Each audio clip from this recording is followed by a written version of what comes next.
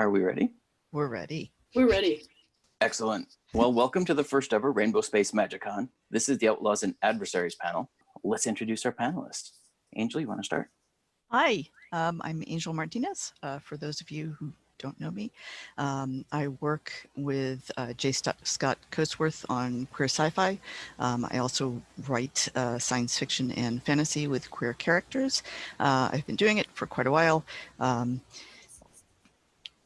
That's all I'm going to say right now. All right, KL. Hi, I'm KL Noone or Kristen. I write a lot of fantasy, sci-fi, paranormal romance. I'm published with JMS Books.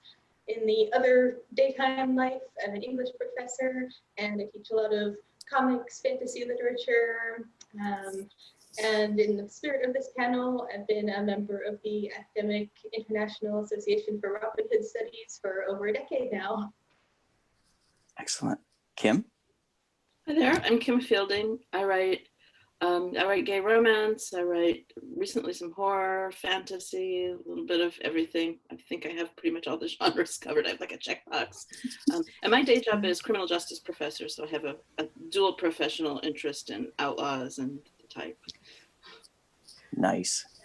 And for those of you who don't know me, I'm Vance Bastian. I write urban fantasy. I'm a co-founder at the Rote podcast, and I'm an audiobook narrator.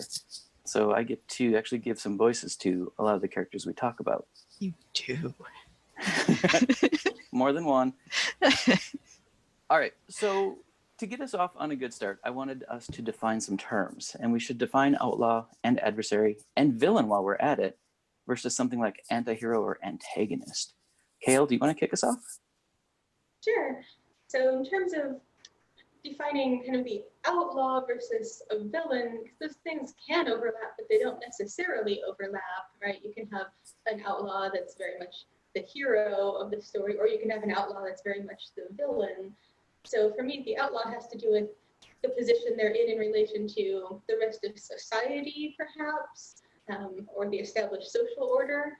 Whereas a villain or an adversary is much more plot related and character related and actively working against the heroes or protagonists, if that makes sense as a starting point. Mm-hmm. Anybody want to add to that? I'd like to muddy the waters a little bit because because that's what you do.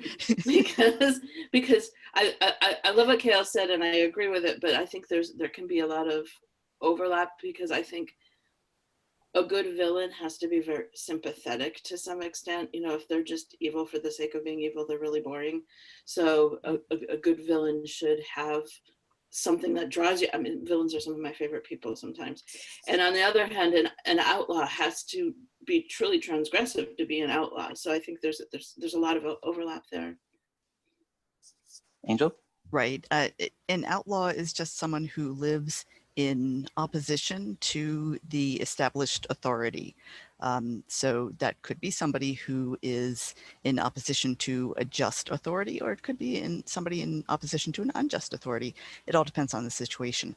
And as you guys have said, villain has to do with POV more than anything else. You're the villain of the story if you're the antagonist in the story.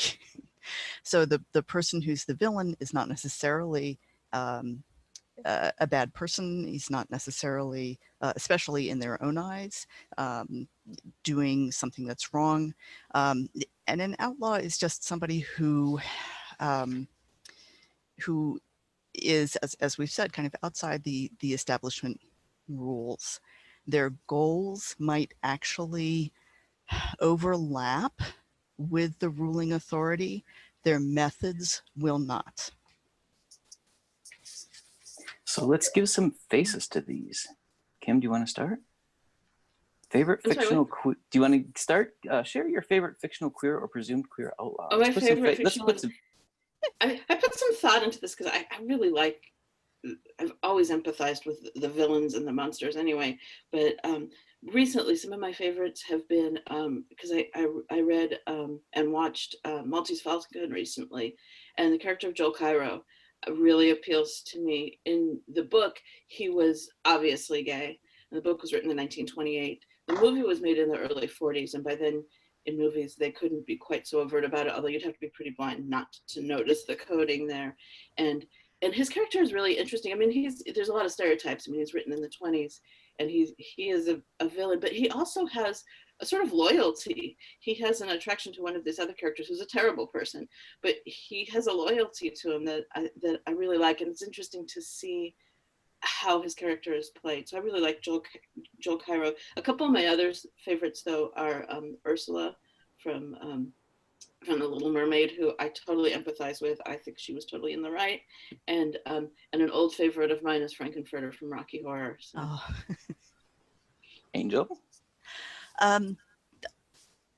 I picked for this question Deadpool, who is the movies have really kind of dumbed him down a little bit, kind of straight washed him a little bit, but he's very queer. He's a very queer character, and he is not always a good person. He does some terrible things, but he is, in the comics, the protagonist of the story. And he's kind of chaos embodied. He does whatever the heck he pleases. He has rules for himself, but they're his own rules. And he doesn't care about anybody else's. The interesting thing I've always found about him is that even though he does terrible things to the adults around him, he will not hurt children, and he will not hurt animals, and he will come after you if you do. How about you, Kale? And also, let's see, is the sound better at the moment? Hopefully. A little bit. A little bit. You're still a little hard to hear. Let's try doing that. Is that any better? A little bit. Okay. Kind of along the lines of what Kim said, I was thinking about Maleficent, actually, from Sleeping Beauty. And especially the animated version, there's that sheer enjoyment of the villainy, right? Of what she's doing, the pleasure in it, the desire in it. As someone who isn't necessarily redeemed, although we've had the Disney remakes and so on, but someone who is doing exactly what she wants to be doing and who's having fun with it. And if she wants to chain princes up in the dungeons, she will. And the other one, to go a little more literary, from Alexis Hall's Prosperity novels, of course, the whole crew is extremely genderqueer, and all of them are outlaws. A few of them are outright villains. Right. My Lord, for instance, who's an actual murderer and crime lord and isn't really ever redeemed, although he does get a love story. But that's always been such an interesting narrative balance. To what extent do you sympathize with him because other characters love him and care about him, but he's also a terrible person who kind of stays a terrible person throughout. So there's a really interesting play on reader sympathy with that one as well. Very cool. Well, why do you think outlaw characters and sometimes even villains often resonate with queer readers? Wait a minute, we want to hear your favorite outlaws. I know, you have to tell us. I don't know if I can pick a favorite, and a lot of them that I like have come from some fan fiction stuff. And I'll share one that I read recently. The Riddler was queered up in opposition to Batman, and it was brilliantly done because he's an intellectual foil for Batman, cares very much about what Batman thinks about him. I mean, that's why so much of his focus is on Batman, and really at some point in the story just realized that all he was doing was committing crimes just to get Batman's attention. And he wasn't even doing it to get back at society. He wasn't doing it for money. He wanted the attention. And I thought that was a really brilliant way to look at that.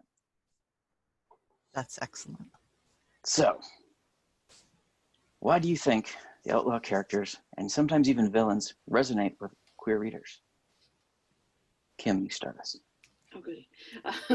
Well, I think because they are, by definition, outside the norm, and I think for a lot of people, can really connect to that, and especially if they're an anti-hero. You know, the fact that somebody who has been kind of thrust from outside the norm can still be a hero and do it in unusual ways. I think for a lot of people that really resonates.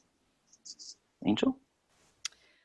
It is that outlaws are very often acting outside an unjust authority, and that's something that queer people relate to very closely, especially if you grew up in the 70s and 80s and earlier.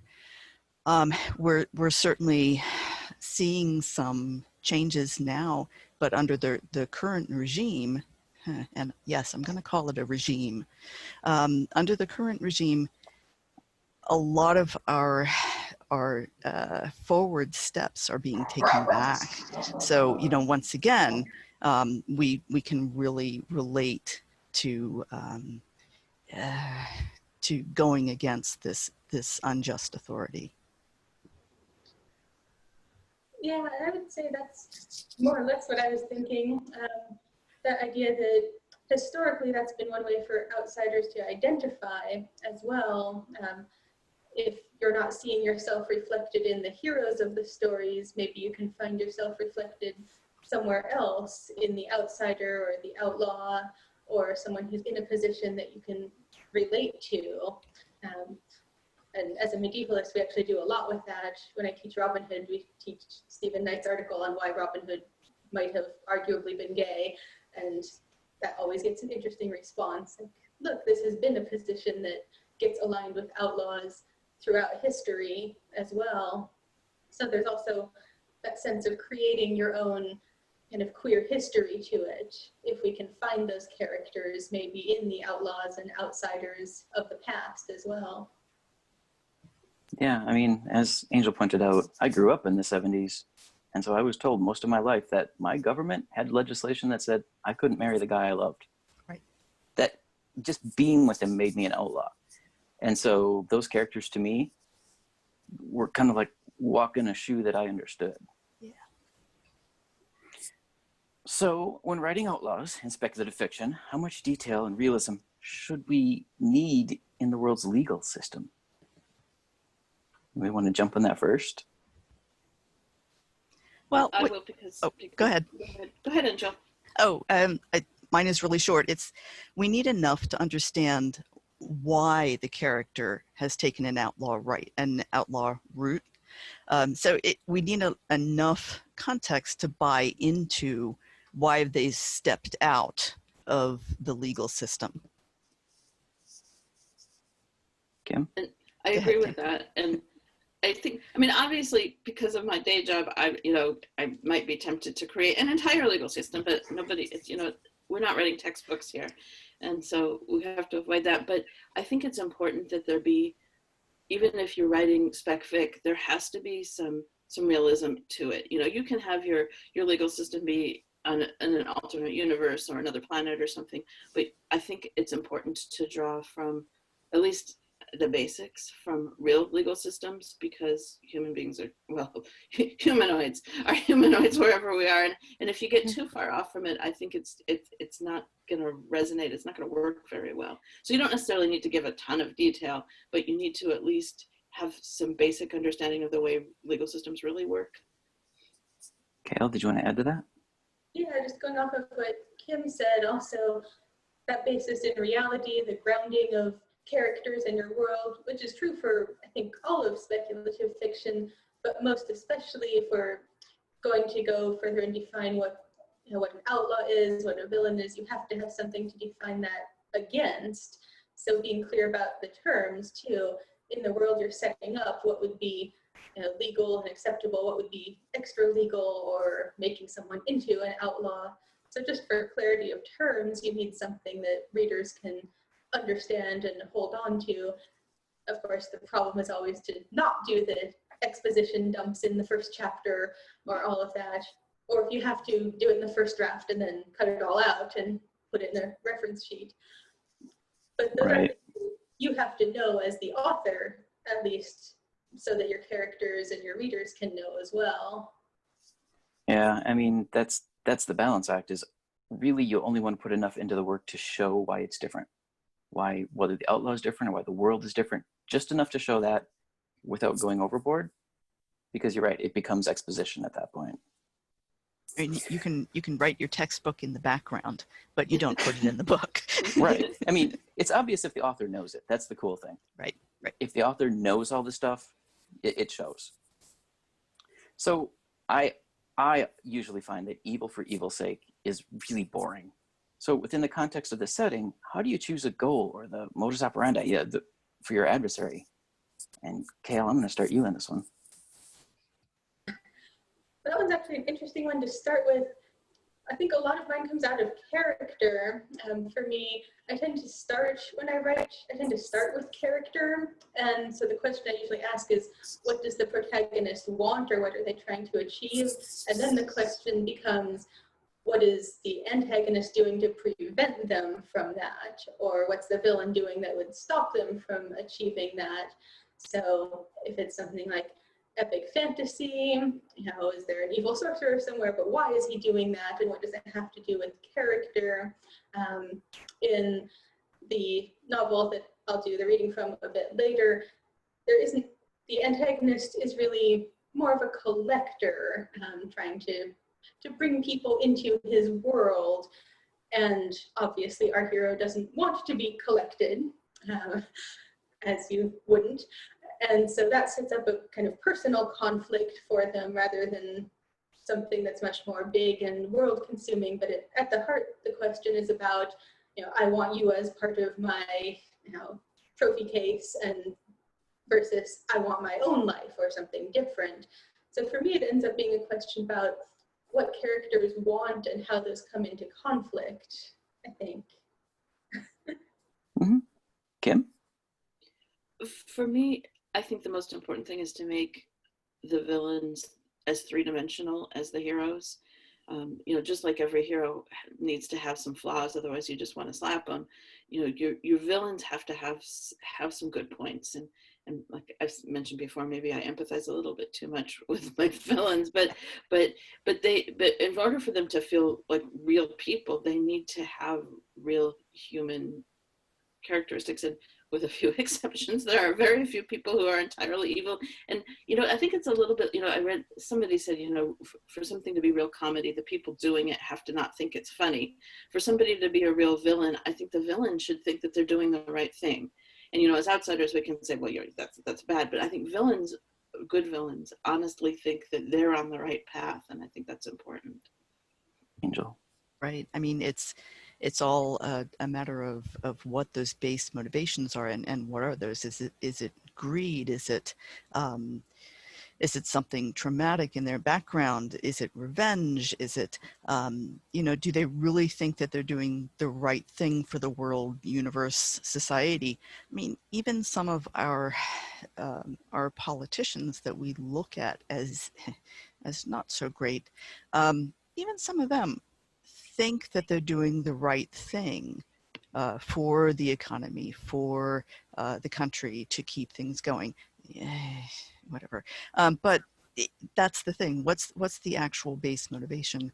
And sometimes the villain can actually be trying to be the hero of their own story. Very often they try to be the hero of their own story. And once again, it's just a matter of point of view. Mm-hmm. Yeah, I recently read a trilogy based in a fantasy world, but it was magic advanced enough that it felt like technology.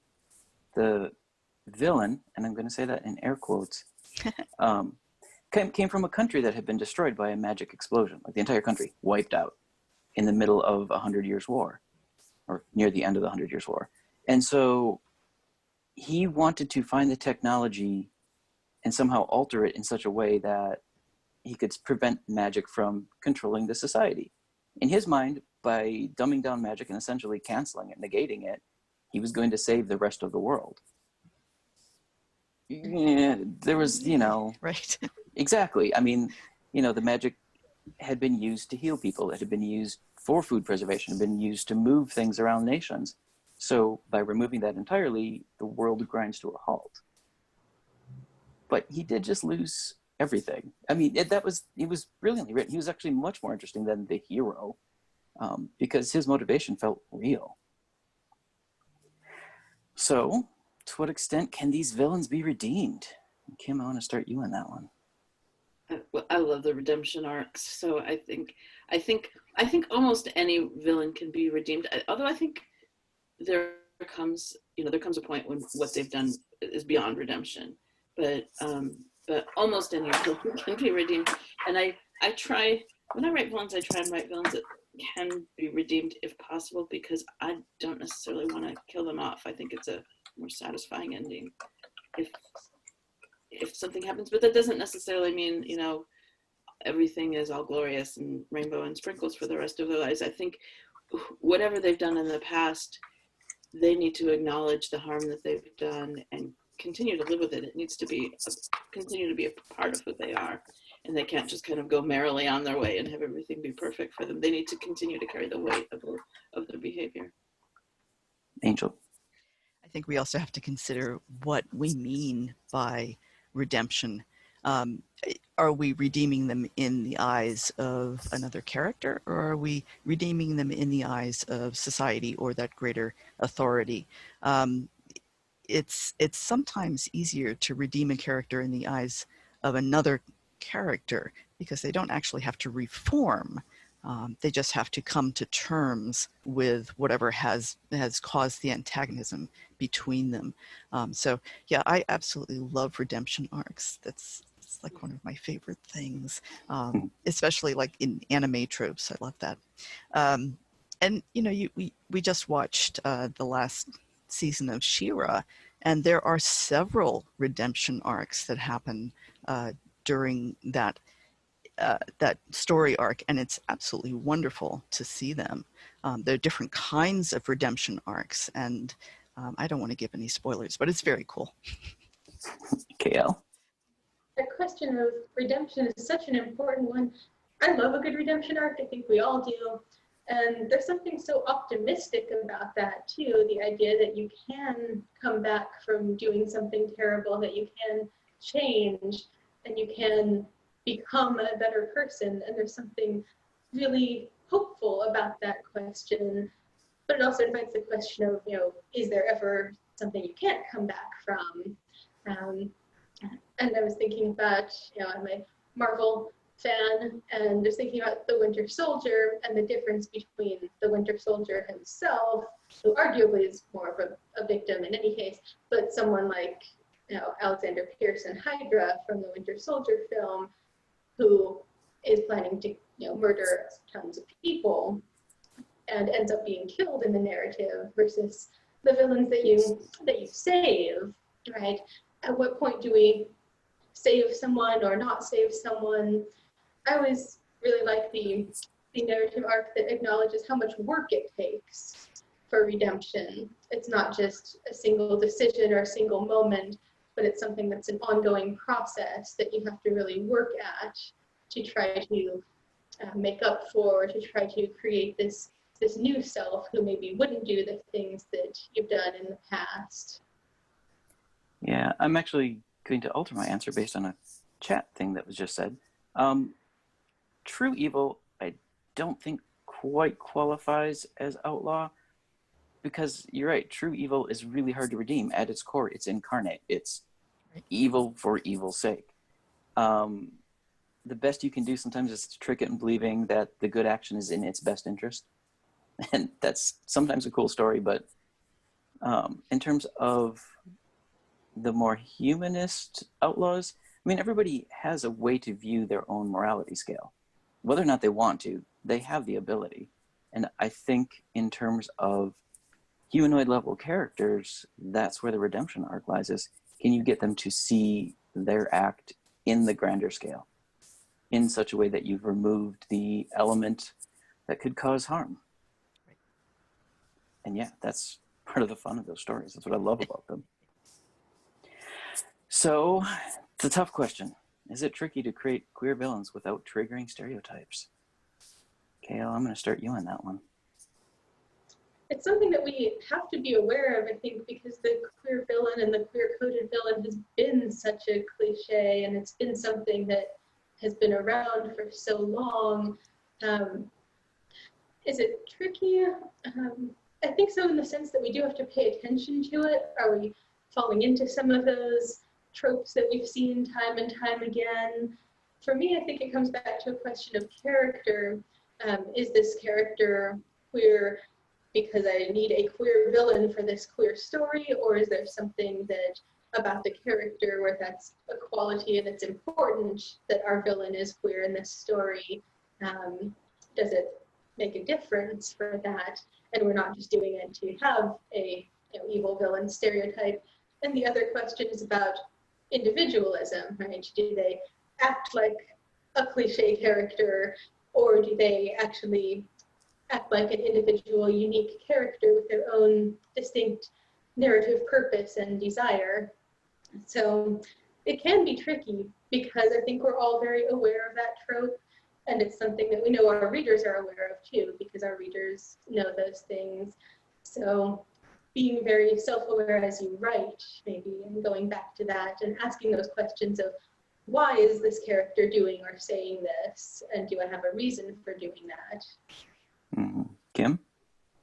I agree with everything Kale says, and I mean, I think awareness as an author is really important, and making sure that their villainy doesn't draw out of their queerness, and not playing up those stereotypes. I was thinking about Joel Caro's character again in The Maltese Falcon, and as stereotyped as he is, and as painful as it looks 100 years later, to see those stereotypes, the things he does that are evil have nothing to do with him being queer, and in fact, it's kind of his redeeming feature in a way. Is that it's Peter Lorre's character, if you've seen the movie, and his redeeming feature is his sort of loyalty to this kid he's attracted to, and so as stereotyped as he is in respects, that's not what makes him a villain. He would be a villain if he were straight, and so I think that's important too, is to separate out the queerness from the villainy.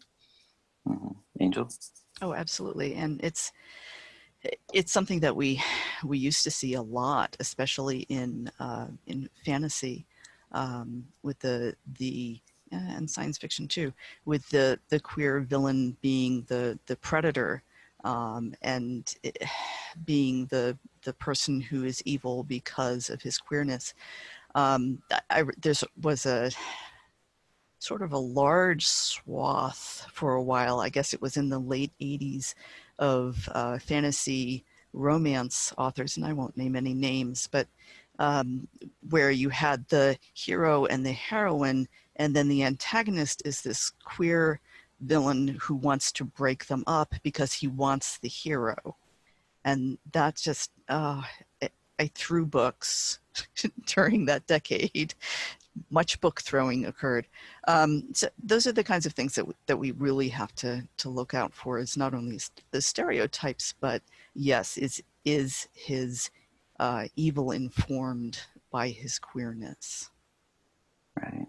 Susanna, I think we're talking about both visibly gay and coded in this case, in terms of how the audience sees the character. So does the audience see the character as flamboyantly gay and because they're the villain, or are they the villain because they're gay? Or is it just a facet of personality, whether it's coded or visible? And, something I've often said is that queerness sometimes is the least interesting part about a person. And I hate to say that in this convention, in this surroundings, but honestly, we are so much more interesting. I mean, we've, between travel and stuff, I mean, I've climbed castle walls in Ireland. I've been inside the Great Pyramids. My husband and I have explored both coasts. Way more interesting to me than what goes on in a bedroom. I mean, in all honesty. So, put that in an outlaw. If their queerness is just a facet of their personality, but it is not their driving focus, I think that makes a really rich character. And, a couple of you have said this too on this panel. As long as their motivation is that they're the villain or they're the outlaw and they're going to go do this thing, that's what's going to give them richness. All right, having said that, why are outlaw and villain pairs so easy to reimagine as romantic entanglement in both slash and retellings? Angel, you want to start us? Well, very often it has to do with obsession. And you were talking about the Riddler, and we can certainly look at the Joker too, and a lot of other comic book villains. They develop these obsessions with the hero, with the superhero, and very often their motivations are entirely focused on just the hero. They don't really care about what else is happening in the world or about world domination or robbing Fort Knox or whatever. They're focused on that hero so blinkeredly, so blindly, that it does look like it's becoming more than just an antagonistic relationship. So it's very easy to take that next step when you go into fan fiction and when you start to imagine them as romantically entangled. Kim? When you have antagonists, there's already an emotional connection between them, and it might be, the emotional connection of hate, but there's emotions there, and it's easy to build on it. And because human beings or humanoids are so complex, it's relatively easy to take hate, and hate and love can often be this close together sometimes, and so you've got that connection already, and I think that's really important. And even if you don't have a villain, romance itself is a sort of antagonism. I mean, if you're writing a romance, there's something, people are attracted to each other, but there's something keeping them apart. And if the something that's keeping them apart is the fact that they're also arch enemies, well, that's interesting, so they can kind of build on each other that way. Mm-hmm. KL? Yes, as you guys were both saying, it's about that emotional intensity and the intensity of that connection. And very often in the narrative, that gets given so much more weight, that villain and hero relationship, as opposed to other relationships, perhaps. If there is a love interest, sometimes it's almost secondary or something that gets sacrificed in order for our hero and our villain to go off and fight. And so naturally we end up being more invested in that relationship with the antagonist. And then also too, there's that almost that redemption arc question again. Could we redeem our villain if someone fell in love with that person, or if they fell in love with someone and then there was that redeeming quality? What if they decided to sacrifice everything for one act on behalf of the person they loved? So there's also that question of the redemption arc. If you have a villain who does maybe everything terrible in the world, but who is capable of love and desire in this one specific instance. Fan fiction does a lot of this, right? Working with the redemption arc via romance. We're talking about Silence of the Lambs in the chat a little bit, and that kind of gruesome example of obsession and desire that goes incredibly wrong. Yeah, I think the other element to this is, as readers and viewers, if it's a film, we want to see the two most important characters in a story have something together. Whatever that mix is, we want to see, whether it's romance, whether it's a true bond that formed over years, something. We want to see that because in all of us, we're looking for something in our lives as well. So I think a lot of that filter actually is just our own desire. And that's wonderful. That's great. And when an author, a writer, a screenwriter picks up on that and uses it and develops the story and characters from that, I think that's where some magic happens. So final questions, and then I'll open it up to the Q&A stuff that's been rolling in. What makes Outlaws and Villains so much fun? And KL, I'm going to ask you to start us. Well, there's that element of freedom, isn't there? There's that escapism. If you get to write them or if you're reading them, these characters get to do all of those things. They get to indulge those desires and those passions and to do the things that maybe we don't get to do.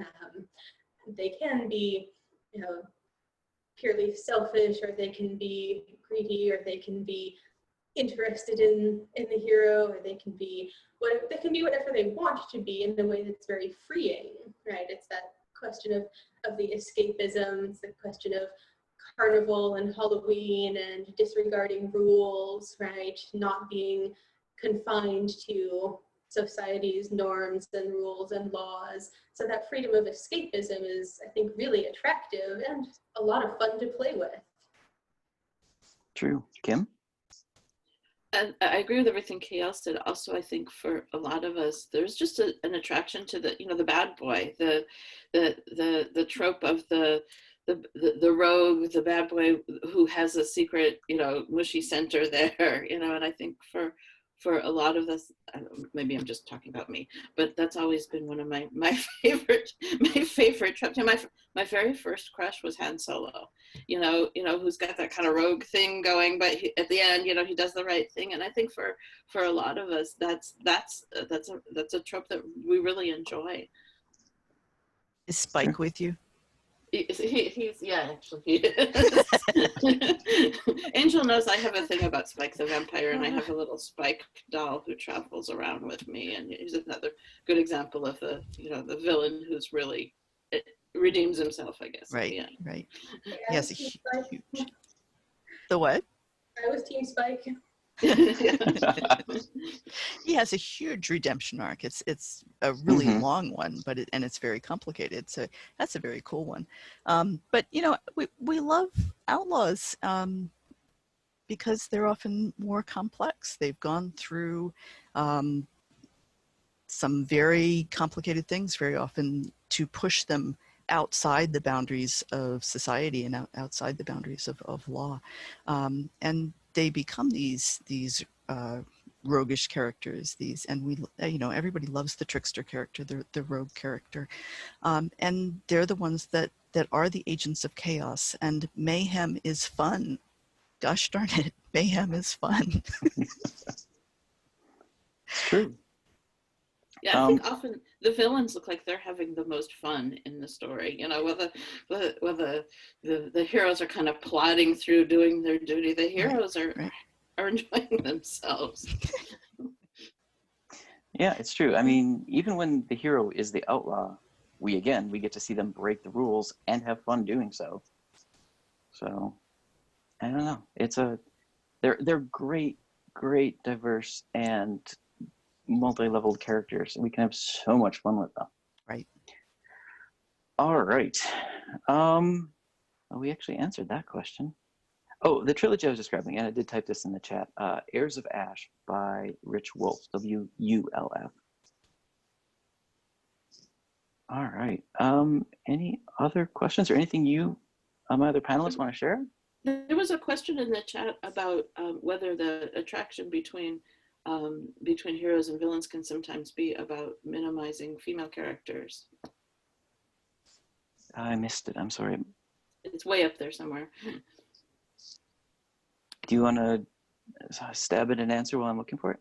I don't know if I have an answer, but I think sometimes, I guess we see it more in fan fiction, there's kind of a misogyny sometimes built in, and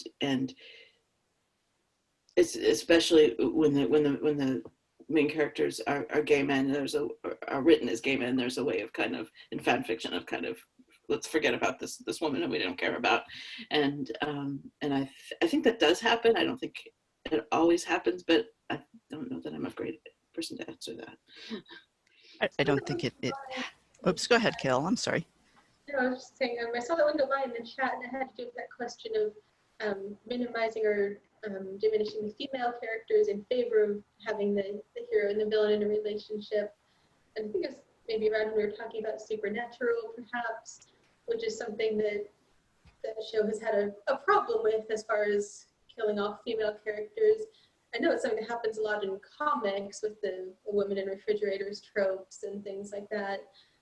And I think it's partly something that happens within the narratives. It's happened certainly in comics for a long time. We talk about that when I teach a history of comics class. But it's also something that happens a lot in fandom, in part because fans get very invested in that emotionally intense relationship with the hero and the antagonist. And then unfortunately, certain things happen and you have to deal with a female love interest somehow. And there is a lot of internal misogyny in fandom, unfortunately. But there is the other side of that too, that some of that happens in the narratives themselves, and it's something we've been trying to, I think, push back against, but it's still there. Right. Right. I mean, we're so trained towards these love triangles, and even though it's not explicitly stated in a lot of these storylines, it's still being kind of set up that way. And yeah, sometimes the female character gets pushed out.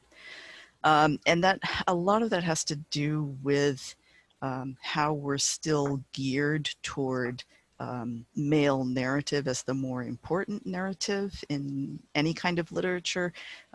We're kind of trained that way growing up, unfortunately, but it's something that we have to be aware of. It's something we have to keep in mind. Emilia points out Harley Quinn, who is another really great example of an outlaw character, who, you know, in her later story arc, finds herself and finds an actual healthy relationship with Poison Ivy.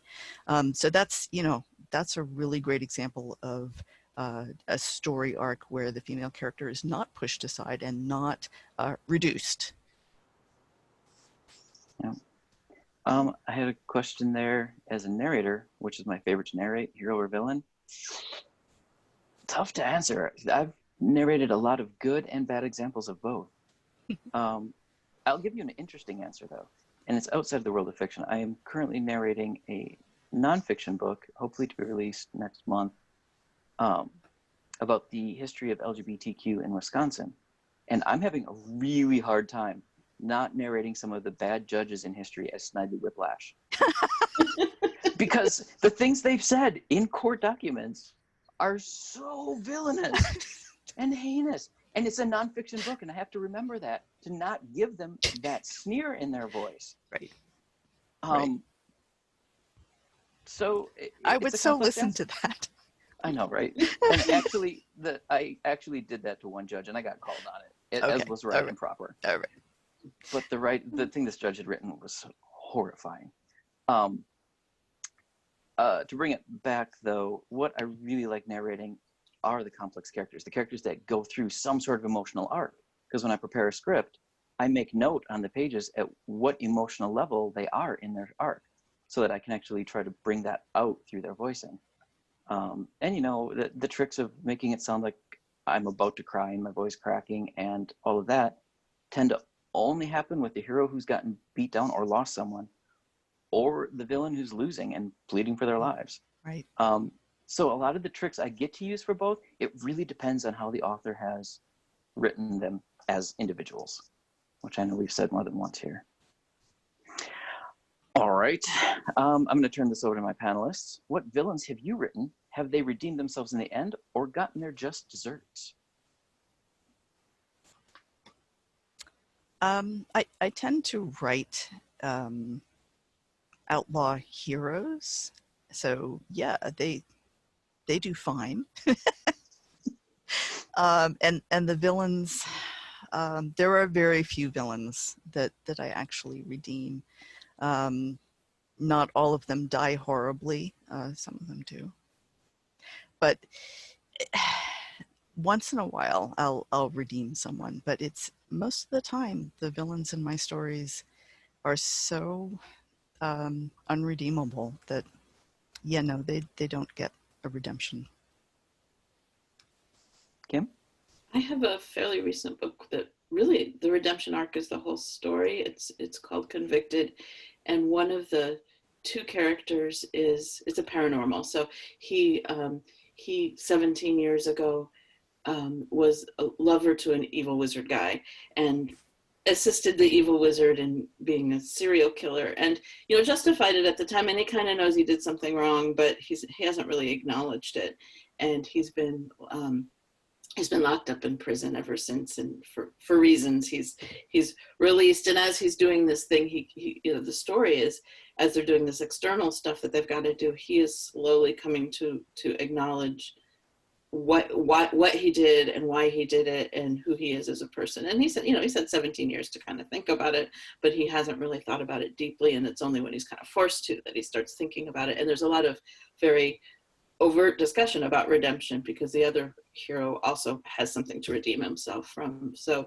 they both get redeemed in the end, although they have a discussion about the fact that redemption isn't a one and done. It's some sort of extended, probably painful metaphor about it being a path you have to continue on throughout your life, and you can never undo what you used to do, but you can just keep trying to stay on the same path. All right, Kale, do you have an answer? Yeah, I was just thinking as you both were talking about how often I think I tend to redeem villains in my work, or at least give them a chance to be redeemed. And I was going through mine, and I feel like I either completely have horrible villains who get killed, sometimes off screen in just terrible ways, but primarily I tend to redeem them, I think, or to give them a chance to work towards it. The superhero series that I have with JMS Books, of which there's probably one more, one of the main characters was trained to be a supervillain. That was what he grew up knowing, that was what was sort of indoctrinated into him, and he's trying very hard to not be that, but it has to be a conscious choice for him, because all of his instincts tell him to do the things that he learned, or to react a certain way.